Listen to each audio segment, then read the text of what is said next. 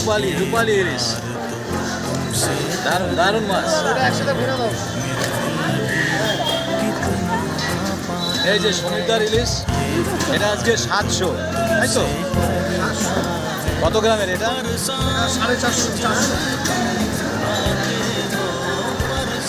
450, এটা 500, 550, 800 টাকা করে।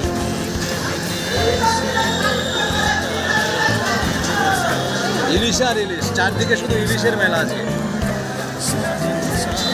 সব দোকানে ইলিশ।